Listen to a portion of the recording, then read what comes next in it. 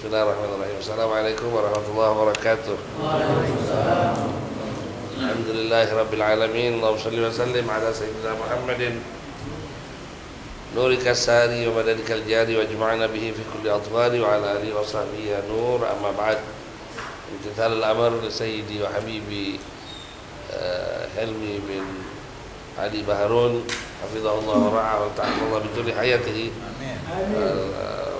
Al-habaib wal asatidah hadirin rahimakumullah. Alhamdulillah malam hari ini malam yang mulia, kita diberikan kesempatan untuk bisa duduk bersama di waktu yang mulia bainal maghrib wal isya, disabdakan oleh Nabi SAW dalam makna sungguh pada hari Jumat ada satu waktu tidak bermohon kepada Allah seseorang di waktu tersebut kecuali Allah ijabah doanya.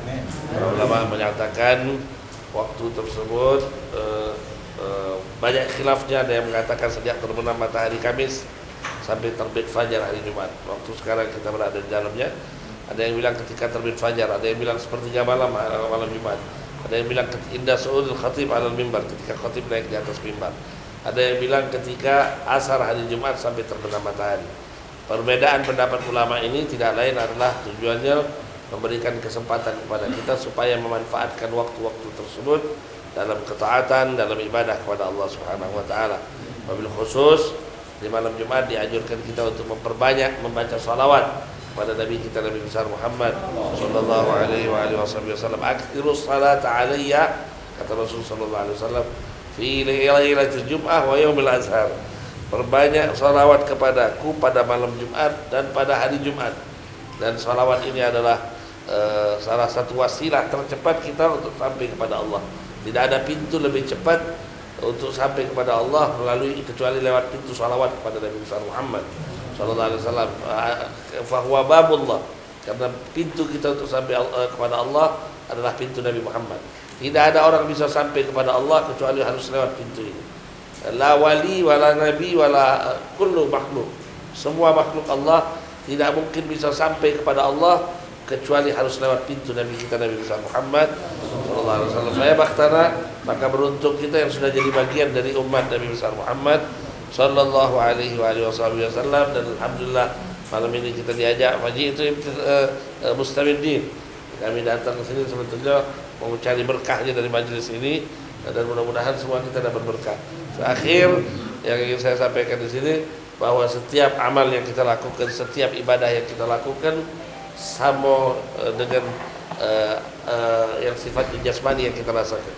Kalau kita biasa makan, makan itu ada rasa.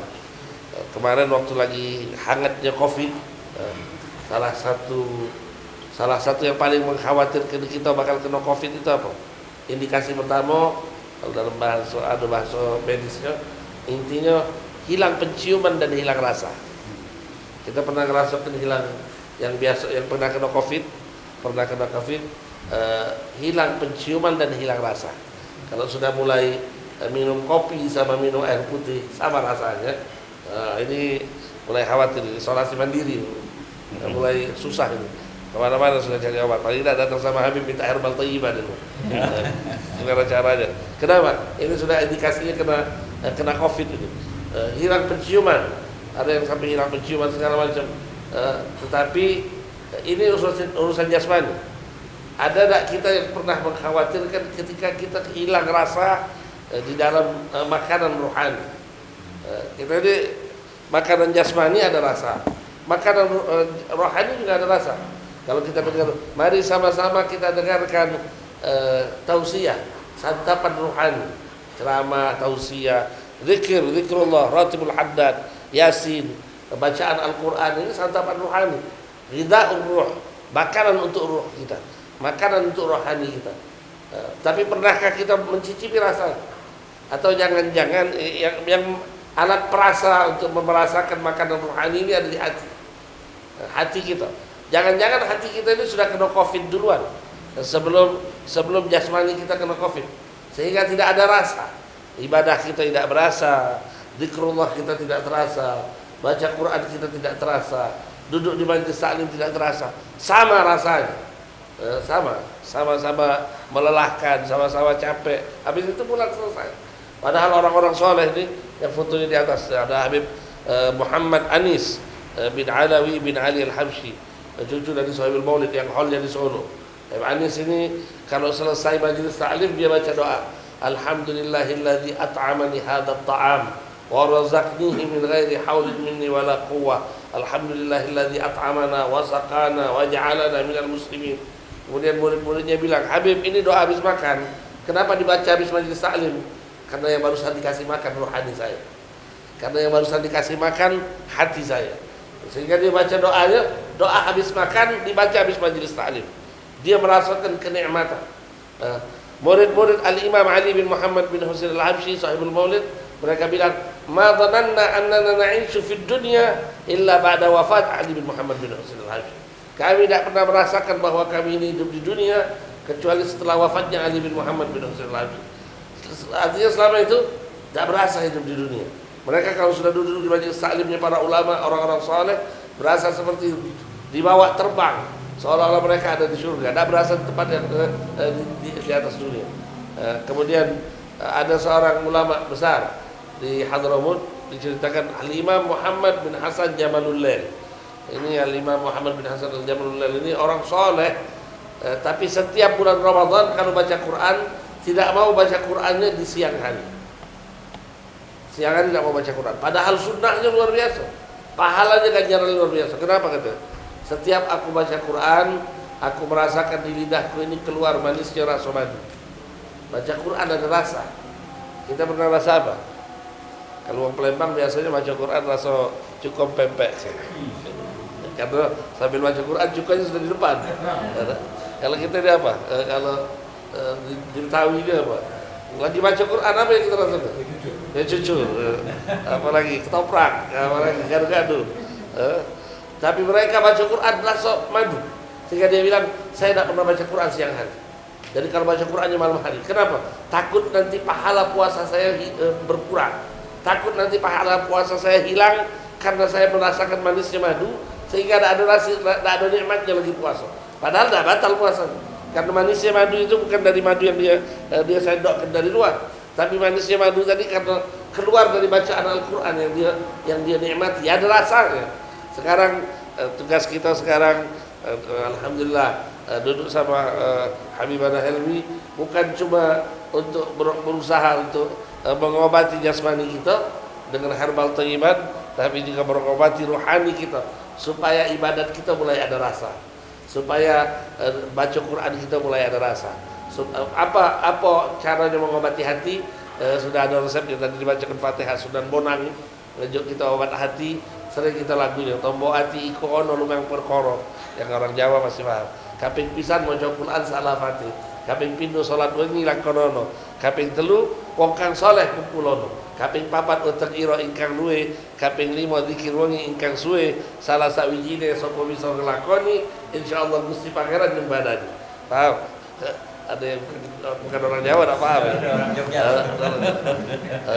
Tombo hati ikut ada 5 perkara, tobat hati 5 perkara, kaping pisan maca Quran salah fatih. Maca Quran pahami maknanya sedikit-sedikit. Itu bisa mengobati hati kita. Alhamdulillah ini zikir tadi. Ya Allah, artinya Allah, ya Rahmanu yang Maha Penyayang. Belajar sedikit-sedikit bahasa Al-Quran, bahasa Arab sedikit-sedikit. Kenapa? Nanti bahasa kita di surga juga bahasa Arab.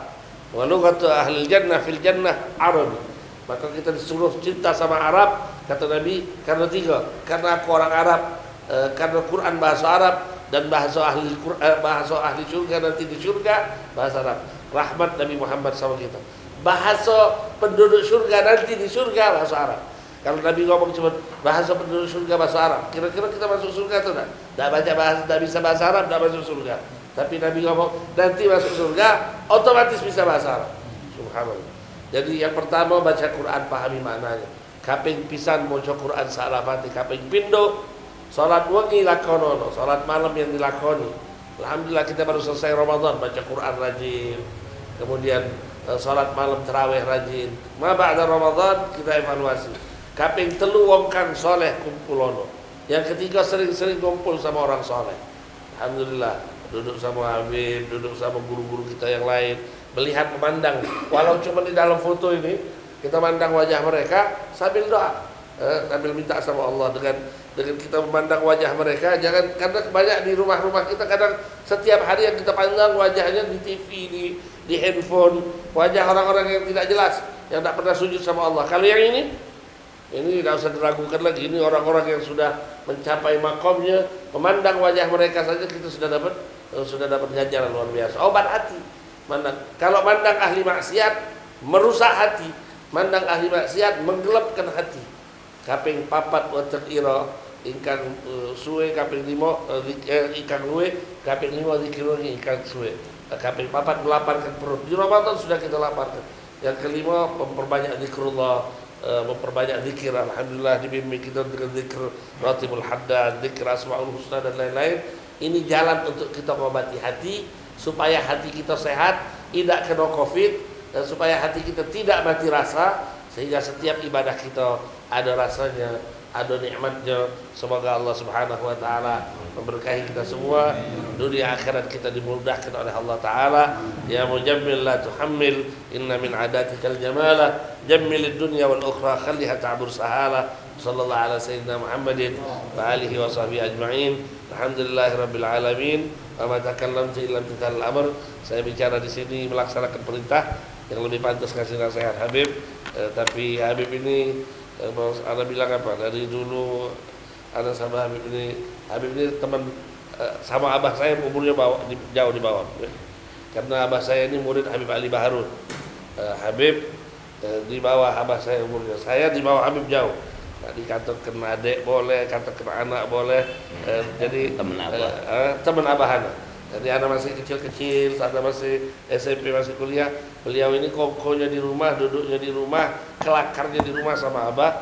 Dan alhamdulillah, mudah-mudahan silaturahmi ini membawa berkah. Kumpul kita di dunia, insyaallah kumpul di akhirat bersama Nabi Muhammad sallallahu alaihi wasallam. Hadani Allah wa iyyakum ajma'in. Wassalamualaikum warahmatullahi wabarakatuh.